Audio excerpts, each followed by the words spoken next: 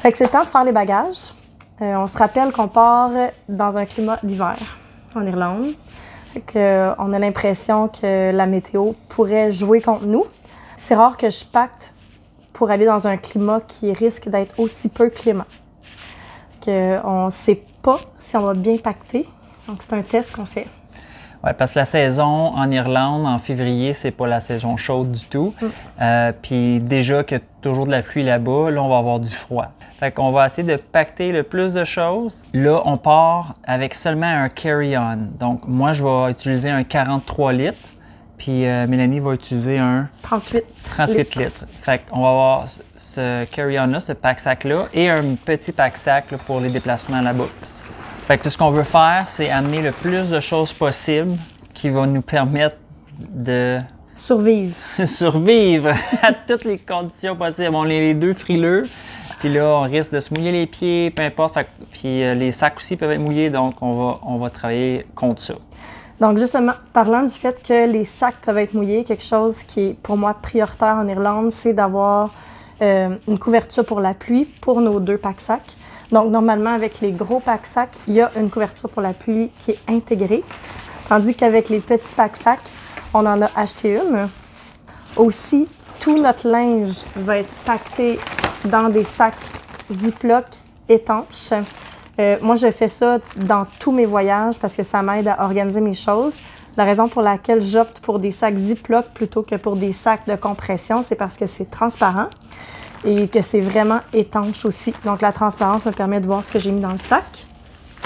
Même notre passeport va être mis dans un sac Ziploc parce que c'est important. Moi, la fois que je suis allée en Irlande, mon passeport s'est fait mouiller et c'est ça, je veux pas que ça réarrive.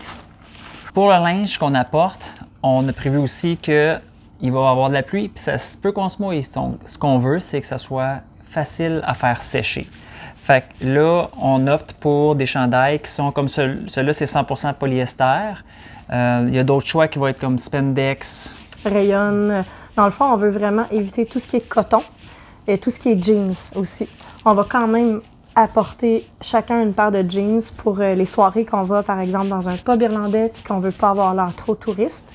Mais c'est vraiment des morceaux de linge qu'on va sortir assez rarement pour éviter qu'ils soient mouillés. Moi, j'ai opté pour apporter un manteau de pluie qui est long, qui arrive à mi-cuisse, donc ça va m'aider à protéger quand même une partie de mes jambes. Puis on a aussi choisi de s'acheter un article que je n'ai jamais utilisé, même ici, malgré le fait que je suis une grande randonneuse. Donc, c'est des guêtres. Fait que ça va par-dessus le soulier qui s'attache avec une ganse sous le soulier. Ça protège la cheville puis jusqu'au genou quasiment. Donc, on s'est dit que dans les contextes où on va marcher, par exemple dans les herbes hautes, on va peut-être être content d'épargner notre bas de pantalon. On a aussi chacun des souliers de marche en Gore-Tex pour être certain d'être le plus imperméable possible. On a même vu des blogs, des vidéos qui conseillaient carrément des bottes de pluie. Ouais. Puis là, on n'amènera pas des bottes de pluie à cause qu'on a juste un carry-on, mais on va amener presque des bottes de pluie, des sacs à pain. On met le pied dans le sac à pain, met le pied dans la botte. Fait que ça peut nous aider à sauver peut-être une sortie. On met ça, puis au pire, nos souliers seront trempés, mais nos bas vont être secs. Des sacs Ziploc, entre autres, pour apporter, ça se trouve, on peut commander ça, celui-là encore sur Amazon. Des bas, moi, je vais amener plusieurs paires de bas parce que justement, les sacs à pain, je veux pas avoir les pieds mouillés, j'aime vraiment pas ça. Fait que moi, j'en amène plusieurs paires. Là, on va être 2 semaines, on amène environ 3 kits, on pourrait dire. Les bas et les bobettes, comme 8 kits pour moi. Moi, dans ma philosophie, normalement, de voyage, c'est que j'apporte 3 chandails, 3 paires de pantalons, 3 paires de sous-vêtements. J'avoue que pour ce voyage-ci, en fait, j'ai maintenu pas mal 3 chandails, 3 paires de pantalons, je crois, 3 paires de sous-vêtements aussi, parce que j'ai assez d'expérience pour savoir que j'en aurais pas besoin de plus que ça. Par contre, pour ce qui est des bas, cette fois-ci, j'ai écouté le conseil de Scott. On verra si réellement on a eu besoin d'autant de bas qu'on a apporté, mais moi non plus, j'ai pas envie d'avoir les pieds trempés. Je pense que à la quantité de marche qu'on va faire, on veut rester au sec. À quelques endroits, on a précisément choisi avec laveuse sécheuse. Ça se peut qu'on soit capable de faire sécher notre linge sur un poêle à bois, mais bon, on le sait pas. Mais par contre, on sait qu'au moins à 2 places, on va pouvoir laver notre linge. Le reste du temps, ben on va puer. Donc, ensuite, on va faire location de voiture. La plupart de notre temps va être en voiture. Puis les prises là-bas, c'est pas la même chose que nous, mais dans l'auto, c'est identique. C'est du 12 volts. Fait qu'on peut charger notre téléphone, puis différentes choses aussi. Ça, c'est à peu près 125 watts. Fait que ça va être pratique pour l'auto de location. Bien sûr, on apporte aussi un adaptateur mural pour nos Airbnb. Battery pack, Une batterie externe. Batterie externe pour nos cellulaires aussi. La batterie externe, pour moi, est vraiment un essentiel de voyage parce que les cellulaires, aujourd'hui, on les utilise en tout temps. Ça va être votre traducteur, ça va être votre convertisseur de devises, ça va être votre carte pour vous retrouver, ça va être vos recherches Internet, vos photos, vos vidéos. Donc, tout va là-dessus. On est constamment en train d'utiliser nos piles de cellulaires, d'où l'essentiel de la pile externe. Fait qu'on va apporter nos 2 sacs dans l'avion. Fait que le gros sac, lui, normalement, il va aller au-dessus. C'est un sac qui est quand même moins accessible. Avec nous, en dessous du siège en avant de nous, on va avoir notre petit pack-sac. On va vous dire ce que nous, on a choisi de mettre dans ce petit pack-sac-là. Tout d'abord. Fait que le passeport, portefeuille, carte d'identité, ces choses-là. Un livre de lecture. Moi, je mets mon journal intime avec des stylos. Aussi, votre sac de liquide. Donc, tout ce qui est liquide que vous apportez avec vous en voyage, vous devez le montrer quand vous passez à la sécurité. Donc, il vous demande de le mettre dans un sac. Vous avez le droit jusqu'à 1 litre de liquide. Il faut que ça soit divisé en contenants de 100 ml chacun. Donc, ça, je le mets dans mon petit sac parce que je veux qu'il soit facile à sortir là, dès que je passe à la sécurité. Ça. Scott a opté pour un modèle qui date des années 1970. Je conseille d'apporter un masque pour les yeux, des bouchons pour les oreilles, si jamais vous êtes quelqu'un qui avait de la difficulté à dormir quand il y a de la lumière, quand il y a du bruit. Des écouteurs aussi pour être capable d'écouter des films, de la musique sur votre cellulaire ou même dans l'avion. Il y a des compagnies aériennes qui donnent encore des écouteurs, il y en a d'autres que non. Donc moi, je préfère avoir les miens juste au cas. Et j'apporte aussi des collations, donc on n'oublie pas qu'on n'a pas le droit d'apporter des fruits frais. Par contre, apporter des noix, des fruits séchés. Moi, j'apporte du chocolat, des galettes, mais des choses qui sont emballées et qui sont du commerce. Donc, on n'a pas le droit non plus d'apporter du fromage. Idéalement, ça se peut qu'on vous laisse passer. Mais moi, j'essaie de ne pas avoir quelque chose qui est frais et qui pourrait être juste comme retenu par la sécurité. Quelque chose que moi, j'adore apporter en voyage avec moi, c'est la trousse d'huile essentielle de Chantal Parent.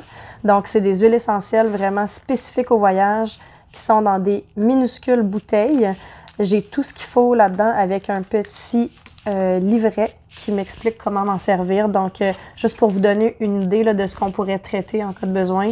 Ampoules, blessures avec segment ou sans segment, des brûlures ou des coups de soleil, des douleurs musculaires, la diarrhée, des feux sauvages, de la fièvre, des foulures, infections cutanées, infections urinaires, intoxication alimentaire, mal de tête, mal des transports, etc. Bon, ben, je pense qu'on est prêt. On est prêt, puis l'avenir va nous le dire si on a fait des bons choix pour tout ce qu'on amène. Donc, restez jusqu'à la fin du vidéo, vous allez le savoir à la fin. On vient d'arriver à l'aéroport de Dublin. Là, on est chez Hertz en train d'aller chercher notre voiture de location. Grâce à ma carte de crédit, j'avais un super bon rabais sur la voiture avec un deuxième conducteur inclus sans frais. Normalement, j'achète ma SIM card à l'extérieur de l'aéroport parce qu'en général, c'est moins cher. Mais ici, à Dublin, on a décidé de tout de suite prendre notre voiture de location et de quitter la ville. Donc, on a besoin du GPS. On a donc décidé d'acheter nos cartes directement à l'aéroport. On est au magasin W.H. Smith. Donc, il y a 2 cartes ici. Donc, une, c'est Vodafone, puis l'autre, je ne suis pas sûr de la marque, c'est Free quelque chose, mais c'est juste qu'il y en a une qui c'est illimité, puis l'autre l'était pas. C'était le même prix. Par contre, on nous a dit que c'est le meilleur réseau sur une que l'autre. Donc, on a dit on va prendre chacun. On va les tester. On va les tester sur nos 2 téléphones. C'est 30 $, 30 euros. Ouais.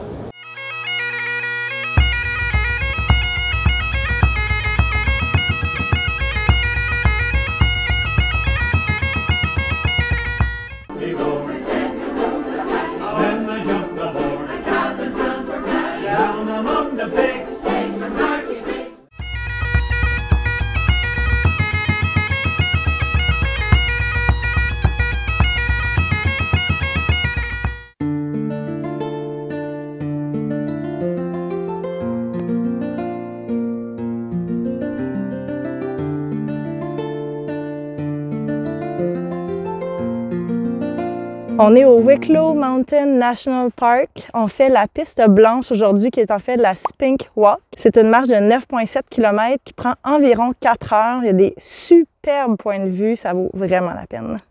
Puis là, on marche présentement sur des anciens bio qui faisaient les tracks de chemin de fer. Ils ont amené ça ici en hélicoptère pour faire un sentier.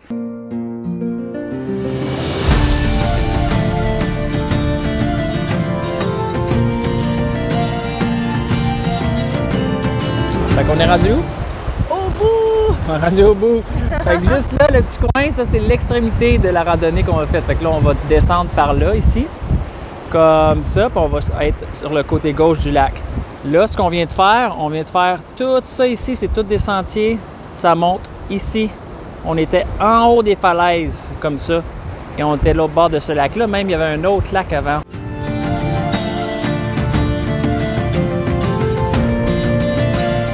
Au bout de 2 secondes, là on est ici, on fait une autre vidéo. On a bien fait d'apporter plusieurs couches pour nos vêtements. Scott avec son cache-cou, je pense qu'il est bien content. Ouais, c'est ça, ils vendent beaucoup, mais avec la randonnée, on est bien parce qu'on a chaud. Moi, je suis partie avec un chandail style combine, un t-shirt, un chandail chaud et 2 manteaux. Puis en marchant, bien sûr, je les ai enlevés là, tranquillement. Maintenant qu'ils ventent beaucoup, on remet des couches. Ouais. Ça évite d'être complètement mouillé ou d'être complètement gelé ou d'avoir trop chaud. Yes.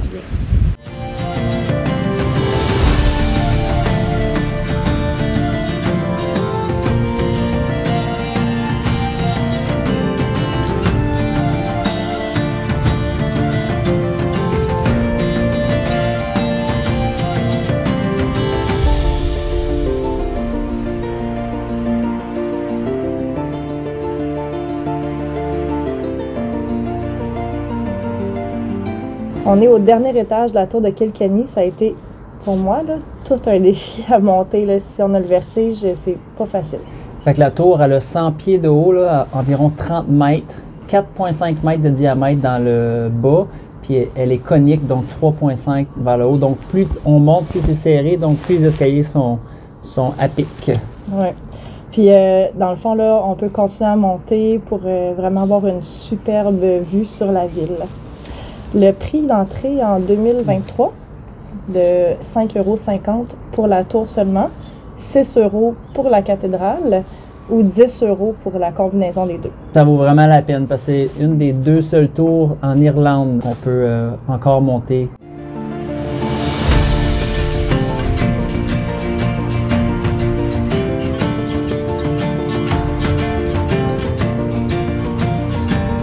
On est à Kilkenny Castle, c'est super beau, c'est vraiment impressionnant honnêtement de rentrer dans un château qui est en aussi bon état. Ça a été complètement restauré. L'entrée est de 8 €, par contre si vous voulez juste visiter les jardins, c'est gratuit. Chaque pièce a une photo historique là, de quand ils ont retrouvé le château. On est capable de voir l'état des lieux en fait, à quoi ça ressemblait quand ils ont commencé à rénover le château. Puis ça c'est pas mal impressionnant. Fait que ça vaut la peine.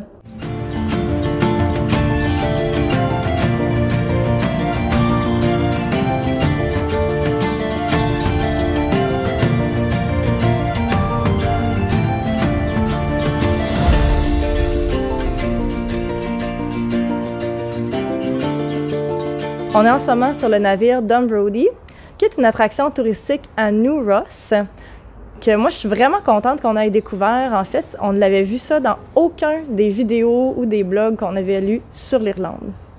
Donc on l'a découvert à cause de notre Airbnb, donc les gens nous ont parlé de ce bateau-là. C'est un famine ship qu'on appelle, donc il transportait les gens durant la famine de l'Irlande, mais c'était aussi un bateau de cargo avant devenir un bateau de passagers. Donc, ce qu'il faisait, c'est qu'il partait vide normalement pour ramener du cargo en Irlande. Là, maintenant, il partait avec des passagers, jusqu'à 300 quelques passagers par voyage. Il s'arrêtait au Québec, à Grosse-Île, à Savannah, à New York aussi. C'est un bateau qui était super apprécié parce que ça a l'air qu'il naviguait vite et bien, puis que le capitaine prenait soin des gens sur le bateau. Donc, qu'on soit en première classe ou non, là, c'est ça, ils ont retrouvé des lettres qui étaient adressées aux familles et qui racontaient comment le capitaine avait des connaissances médicales puis qui était capable de les mettre en quarantaine déjà de façon préventive sur le bateau s'ils voyaient des maladies apparaître, ce qui fait qu'il y avait très peu de morts sur ce bateau-ci comparé à d'autres navires où ils pouvaient perdre jusqu'à la moitié des passagers. Beaucoup de liens avec le Canada, ce bateau-là, beaucoup de livraisons au Québec, puis la fabrication de ce bateau-là, il y a des liens avec le Québec. Là, ça vaut vraiment la peine de venir voir. Là.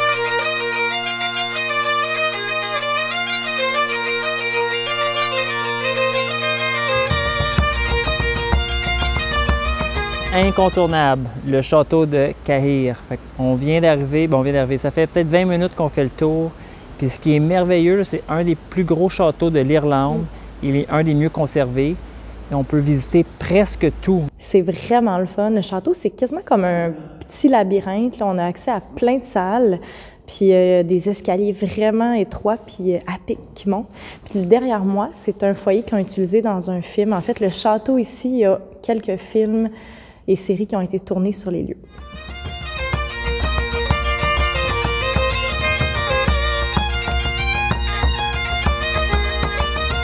Il y a une super maquette là en haut qui nous explique vraiment comment le château a été assiégé et capturé finalement en 1599. C'est vraiment bien fait. Faut venir voir ça, puis c'est comme 5 €, c'est rien.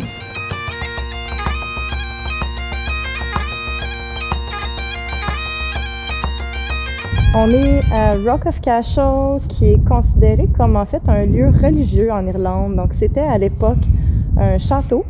C'était le siège des rois du royaume de Munster. On a appris que l'Irlande était divisée quand même en 4 royaumes. C'était ici qu'il y avait les cérémonies pour déterminer les rois.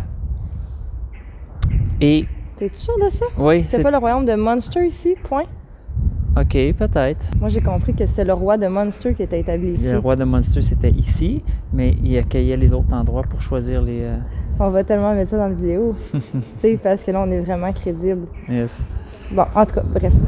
Fait ici, c'était le siège du roi de Munster, qui a éventuellement légué toute la bâtisse à l'église, ce qui a été vraiment un move assez intelligent, selon eux, parce que ça a fait du roi, non seulement le roi, mais aussi un évêque.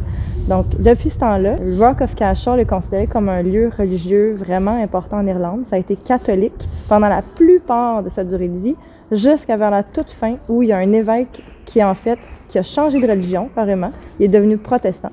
Là, ça a amené plusieurs discussions là, au sein de la population qui n'étaient pas vraiment contentes de ça. Le site est vraiment extraordinaire, puis prendre le tour guidé vaut la peine avec toute l'information qu'il nous donne. Vous allez voir, vous ne serez pas déçus d'avoir quelqu'un qui vous explique c'est quoi les détails. Nous, on est venus plus vers la fin, milieu fin après-midi, puis avec le soleil là, qui frappe sur les bâtiments, c'est vraiment superbe. J'ai vu que c'était aussi recommandé de venir le matin très tôt, à 9 h. Donc, à voir.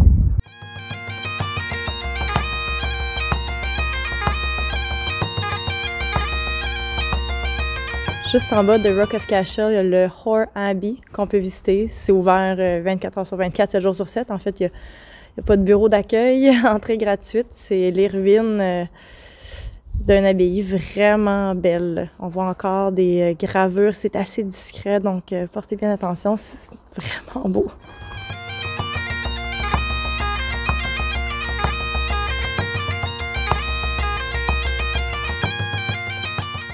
Ain't no sunshine when she's gone.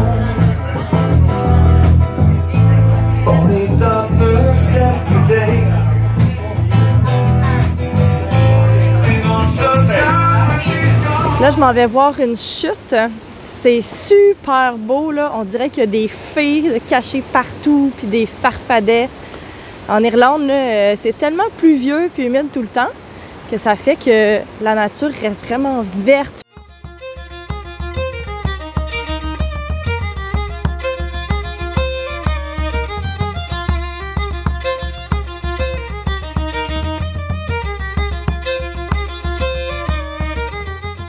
On vient de manger la gaufre au bacon et sirop d'érable au Bean and Batch. C'était pas mal bon. Il y avait comme à peu près un paquet de bacon par-dessus nos 2 gaufres. On pense que c'était du vrai sirop d'érable. Sérieusement, c'était très bon.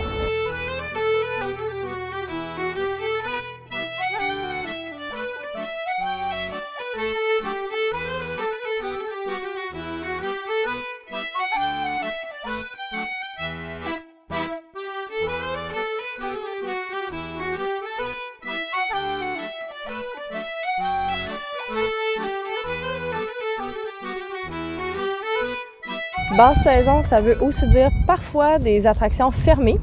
On a quand même été chanceux, il y a juste 2 choses à date qu'on n'a pas pu voir, puis c'était aujourd'hui. Le Cliff of Kerry, c'était fermé. Puis là, on est au Lighthouse. Donc, on est au Crownwell Point Lighthouse. Là, la clôture est fermée, malheureusement. Scott qui prend une photo d'un phare dont le site est fermé. Il a traîné le bloc jusque là pour prendre la photo.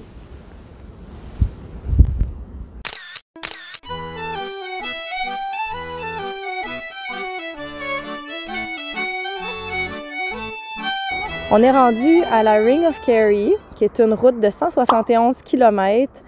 Les gens la font normalement en une journée. Par contre, c'est quand même conseillé de prendre 2 journées là, dans la région si c'est possible pour vous, parce qu'il y a beaucoup d'arrêts que vous pouvez faire, autant des randonnées, des points de vue, des petits villages, des détours pour aller voir des forts, par exemple. Mais si vous avez seulement une journée, on se sent un petit peu coincé. Moi, à chaque arrêt là, qu'on fait, je dis à mon chum, « Hey là, on n'a pas beaucoup de temps. » Fait on continue notre route. T'sais, malheureusement, je trouve que je dois escamoter un petit peu sur des endroits que je trouverais très beaux à découvrir. Aussi, je vous conseille de le faire dans le sens des aiguilles d'une montre. En fait, nous, c'est ce qu'on fait. On est en basse saison, donc on n'est vraiment pas limité là, par le trafic. Les autobus voyageurs vont dans le sens contraire des aiguilles d'une montre. Donc, la majorité des blogs vont nous conseiller de le faire dans le sens inverse des autobus. C'est sûr que c'est vraiment stressant quand on les croise, on ralentit. Par contre, ça fait qu'on n'est pas pris derrière un cortège d'autobus qui est impossible ensuite à dépasser. Je suis extrêmement contente d'être ici en basse saison. Ça vaut vraiment, vraiment la peine. Les paysages sont sublimes de toute façon. C'est juste d'autres couleurs. Puis il n'y a pas de monde. Il n'y a vraiment pas de monde. Donc bref, super, super bel itinéraire. Il faut juste se laisser le temps de bien en profiter.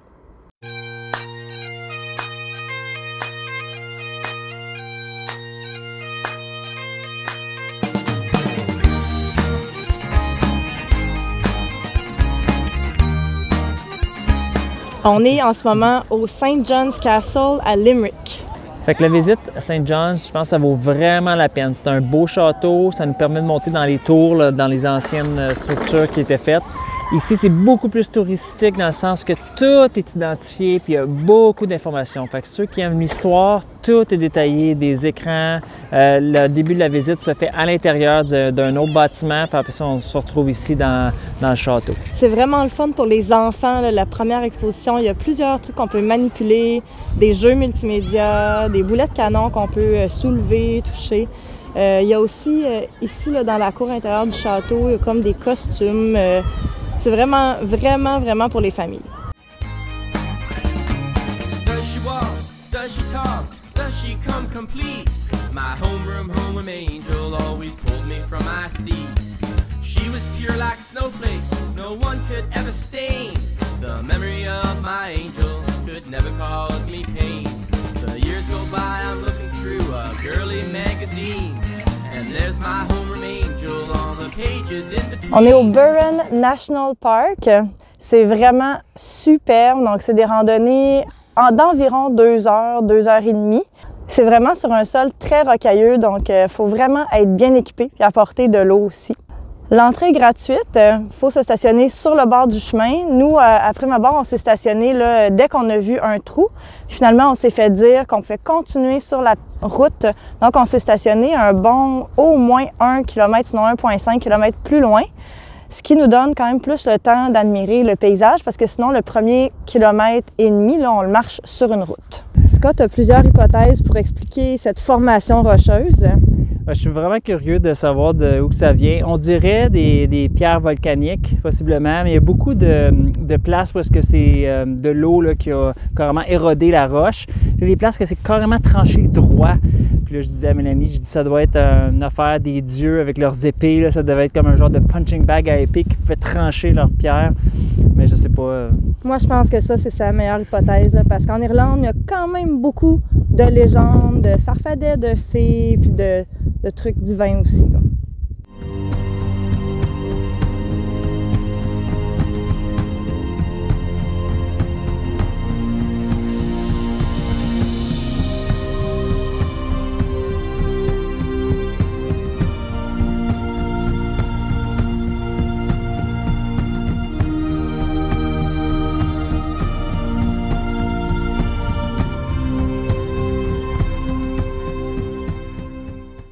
ici au Cliff of Moher. Je pense que ça vaut vraiment la peine de venir. C'est la place la plus touristique qu'on a vue jusqu'à date parce que partout, on n'avait personne. Puis ici, il y a quand même beaucoup de monde. On s'entend probablement que ça doit être 3 fois pire quand c'est les grosses saisons, mais ça vaut la peine. On dit sur Internet que l'admission est gratuite si vous venez comme piéton seulement, sans voiture. Je ne sais pas comment on s'en sort. Sinon, si vous êtes en voiture, là, une astuce à noter, s'il vous plaît, c'est de booker vos billets en ligne. Vous allez sauver minimum 2 €, sinon là, même un 3-4 €, dépendamment de quelle heure vous venez. En arrivant au Visitor Center, on se demandait de quel côté aller, la gauche ou la droite. Sur Internet, les gens suggèrent d'aller vers la gauche, donc c'est ce qu'on fait. Par contre, si jamais vous allez vers la droite, vous pouvez m'envoyer des photos ou des vidéos, ça me ferait vraiment plaisir.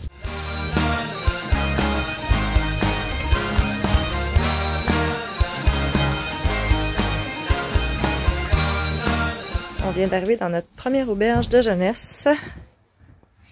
Toi, c'est ta première à vie? Ma première avis, ouais. Comment tu te vis? J'avoue que c'est coincé un peu. Il y a pas mal de monde pour peu d'espace.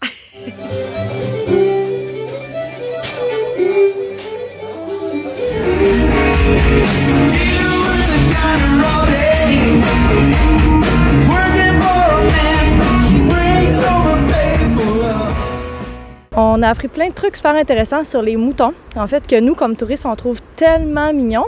Mais au final, en tout cas, moi, je commence à me questionner à savoir si c'est bon ou non pour l'Irlande comme pays. Fait que les moutons, ce sont des animaux qui broutent tout ce qu'il y a, donc toute la végétation. Donc ça fait que l'Irlande, c'est un pays où il n'y a pas beaucoup de forêts parce que la majorité des terres, en fait, sont utilisées là, pour mettre les moutons.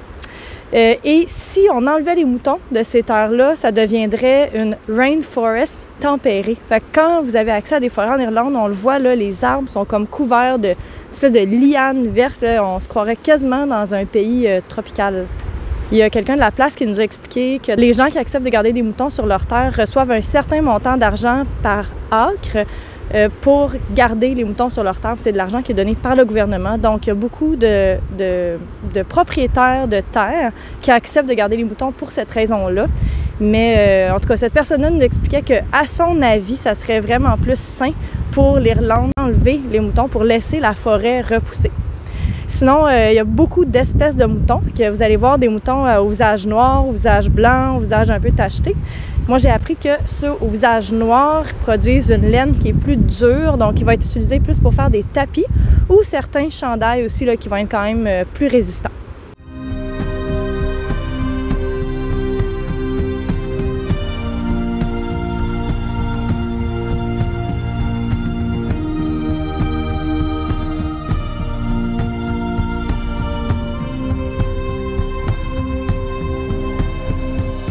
On est dans la Dolo Valley en ce moment, au Famine Memorial, entre les villages de Louisbourg et de Delphi.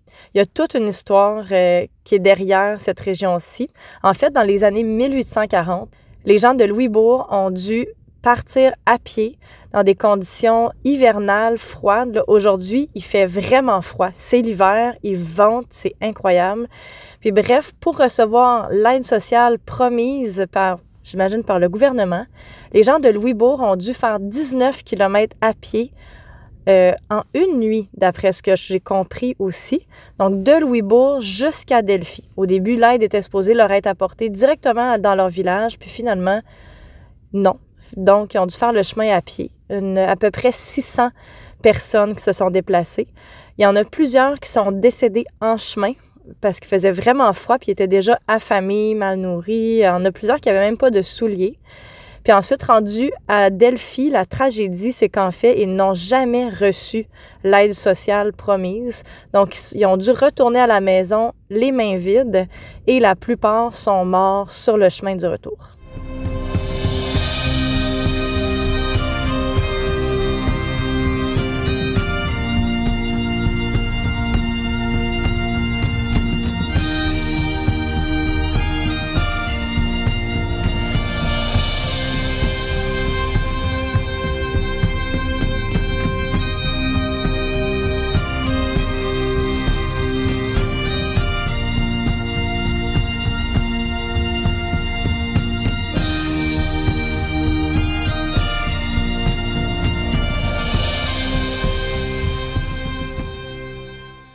après la Doolo Valley, on fait un arrêt à Westport.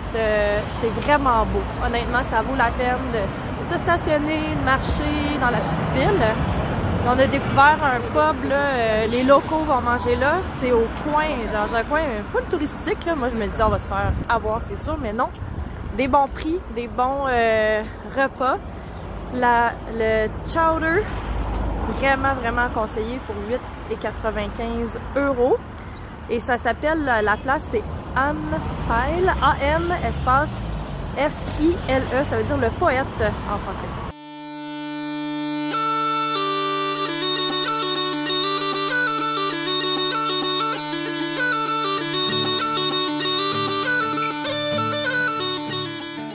Faut vraiment faire vite hein, pour venir voir les gouttières ici à Westport parce que on voit dans la vidéo, vous voyez, ici on a l'original, mais il y en a une en plastique au-dessus.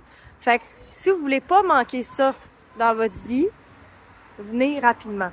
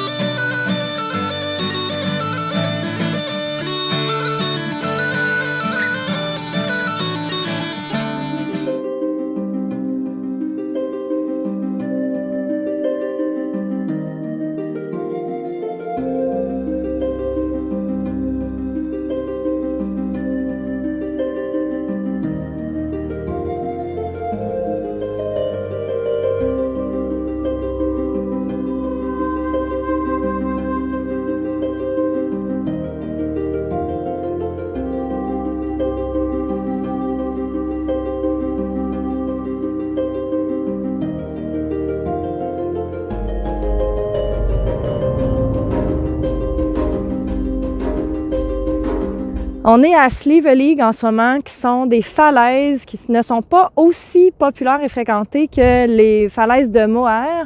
L'entrée est 5 € par véhicule.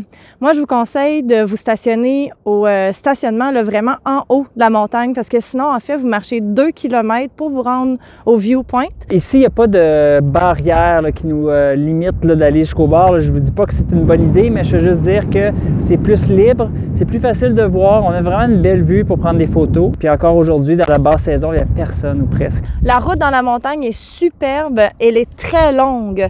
Donc, nous, on s'est rendu jusqu'à un super gros tas de roches qui a été quand même une bonne randonnée. Mais on aurait pu continuer, je pense, pendant quand même quelques kilomètres encore. La puissance du vent, je ne sais pas si c'est toujours comme ça, mais c'est impressionnant, c'est vraiment agréable en fait comme défi. On a vu des familles venir avec des enfants. J'aurais été quand même stressée d'amener un enfant de moins de 5 ans parce qu'ils sont tellement légers. Sur votre GPS, c'est important d'écrire Slieveleague Viewpoint Platform, si je me souviens bien, parce que si vous mettez seulement Slieveleague, ça vous mène quand même 20 minutes dans une mauvaise direction.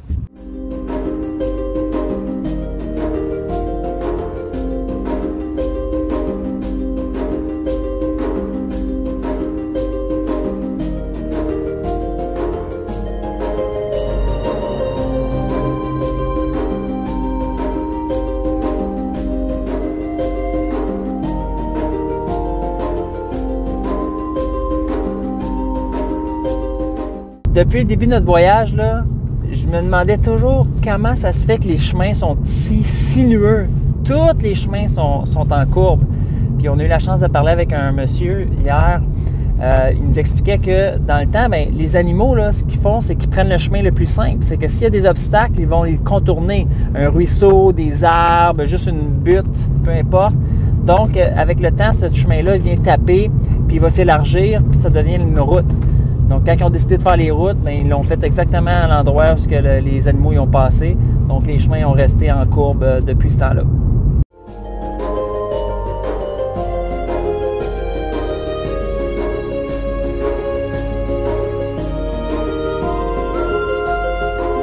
On vient juste de traverser la frontière pour l'Irlande du Nord. C'est assez surprenant comment il n'y a vraiment pas de frontière en fait. Il n'y a rien qui nous indique qu'on vient de changer de pays.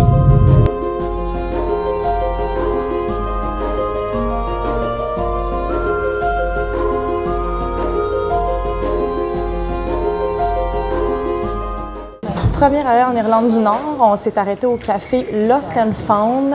Tout a l'air vraiment délicieux, surtout les desserts, tant qu'à moi, mais j'ai bien hâte de voir mon assiette.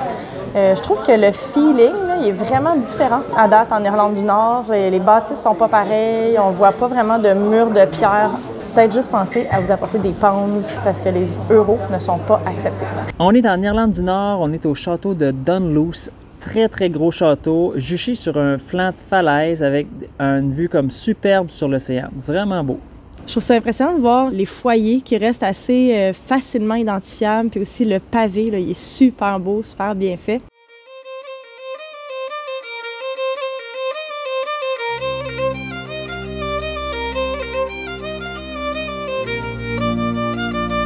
On est arrêté ici sur notre route vers le Giant's Causeway. Puis avant d'aller au Giant's Causeway, on va s'arrêter à Bushmills, qui a la plus vieille distillerie au monde. Pas le droit de prendre des photos pendant le tour, alors on se retrouve de l'autre côté. On est à Bushmill, dans la Bushmill Old Distillery, donc la plus vieille distillerie enregistrée au monde, 400 ans. Vous pouvez faire un tour guidé. Le tour en 2023 coûte 15 livres sterling par personne. Ça dure environ 1 heure. C'est vraiment intéressant. On peut voir toute la machinerie, puis c'est vraiment beau. Le seul truc qui, moi, m'a déçu, c'est qu'on n'a pas le droit de prendre ni photo ni vidéo. Donc, vous devrez vous déplacer sur place pour avoir une meilleure idée à quoi ça ressemble. Et le tour inclut aussi une dégustation de whisky. J'espère que j'ai bien compris l'information, mais le guide nous a dit qu'un verre de whisky qu'on goûte, là, on a payé le tour à 15 livres sterling. Dans un pub, ça nous coûterait 18 livres sterling pour un verre comme ça. Donc, ça vaut la visite, même juste pour goûter au whisky.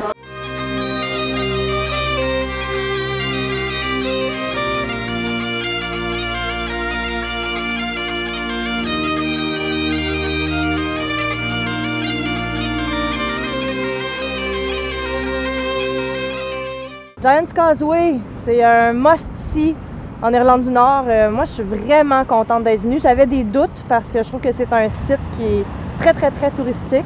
C'est sûr qu'on est en saison basse, on va le répéter. On s'est stationné à une auberge de jeunesse un petit peu plus bas, donc on a payé moins cher pour le stationnement. C'est 2 minutes à pied, là, à peine 3 minutes, quelque chose comme ça. Et faut pas juste penser venir voir les roches. Il y a différents points de vue. Puis il y a les Red Rocks aussi, le Organ, c'est toutes des choses vraiment hot, sont toutes aussi bonnes une que l'autre. Puis moi, je vous conseille de faire la route rouge. Donc on part vraiment comme dans une petite randonnée d'environ 2 km. Faites le 2 km, ça vaut la peine. Là. Il y a un superbe point de vue après 2 km. Ensuite, on revient sur nos pas puis on descend les escaliers qui vont vous mener là, à l'Organ puis aux Roches Rouges dont Scott parlait. Soyez prudents sur les falaises.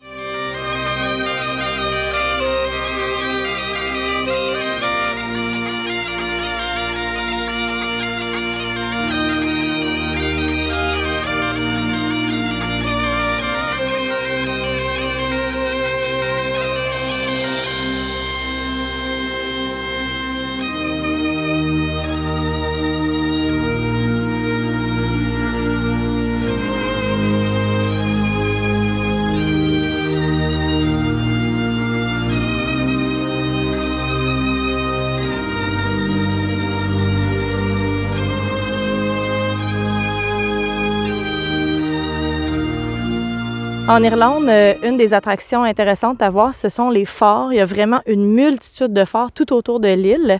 En ce moment, on est à Blackhead Lighthouse. Ça vaut vraiment le détour. Honnêtement, là, c'est une bonne marche quand même. Ça dit à peu près 25 minutes. Ça dépend bien sûr de votre rythme. Mais on voit vraiment dans le bas de la falaise parce que le fort ici est sur le bord d'une falaise. Donc, on va dans le bas de la falaise. On voit des belles cavernes. Il y a même un professeur d'école qui a enseigné ici dans la région qui a vécu dans une de ces cavernes-là pendant un temps. Moi, je trouve ça vraiment impressionnant. On ne peut pas entrer dans le fort. Il y a très peu de forts, en fait, qu'on peut visiter en Irlande. Donc, c'est vraiment un super fort à voir, là. Premièrement, pour la marche, on voit aussi une super belle falaise. On voit les cavernes, le phare. Donc, pour moi, ça vaut vraiment le détour. Si jamais vous êtes intéressé par les phares, je vous invite donc à faire des recherches là, sur Google Maps. Une fois que vous êtes ici sur place, vous allez voir qu'il y a vraiment plusieurs possibilités de belles visites à faire. Moi, une visite que j'aimerais faire à ma prochaine venue en Irlande, c'est l'île de Rathlin. Il y a 3 phares à voir sur cette île-là. C'est une île qui se traverse à pied seulement. On ne peut pas y aller avec notre voiture, à moins qu'on réside là pendant plus de 6 mois. Et il y a de l'hébergement sur place si jamais vous voulez y passer une nuit.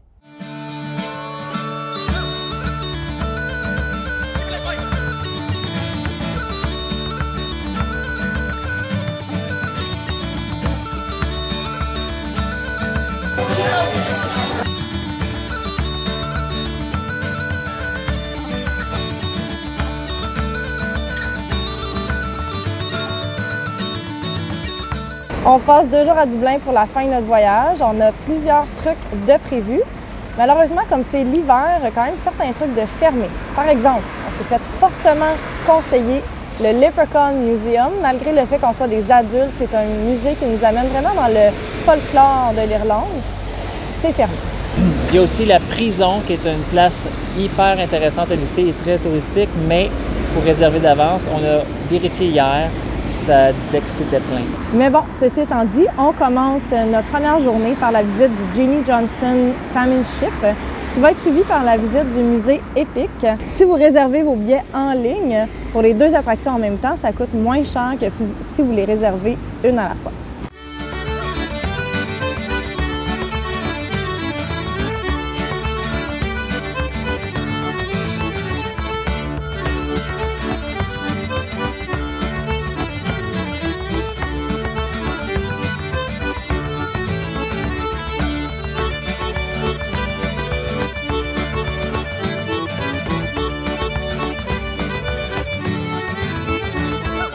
Suite au conseil de quand même quelques personnes ainsi qu'à la lecture de blogs et de vidéos, on a décidé de laisser tomber le Book of Care, qui est une attraction quand même majeure ici à Dublin, ainsi que le Guinness Storehouse. On va laisser tomber ça. C'est des attractions qui coûtent assez cher, puis que plusieurs personnes nous ont dit qu'à leur avis, c'est vraiment trop d'argent payé pour quelque chose qui ne vaut pas vraiment la peine.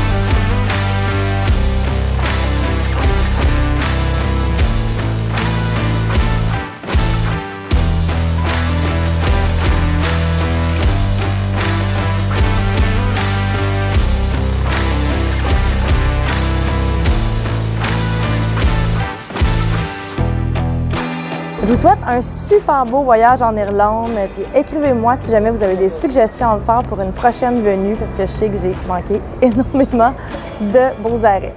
À bientôt!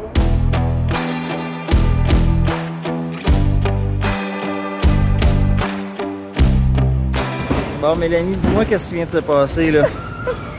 Explique-moi ça, là. Fait qu'on arrive au Portugal, puis on se fait mal diriger, donc on passe la sécurité et les douanes, puis là on se fait dire « Ah, mais faut du plein, à l'époque vous aviez là. » Fait qu'on doit repasser la sécurité. Bref, on se fait étamper notre passeport, on passe la sécurité. Puis là, comme on passe la sécurité, moi j'ai tellement la tête ailleurs que j'oublie mon sac à dos à la sécurité. Fait que là, il a fallu qu'on revienne. Tout le processus de sécurité, tout ça, pour venir récupérer mon sac. Fait qu'on a on va avoir 4 étons du Portugal dans notre passeport. Exact. On aime ça, nous autres, rentrer et sortir du pays.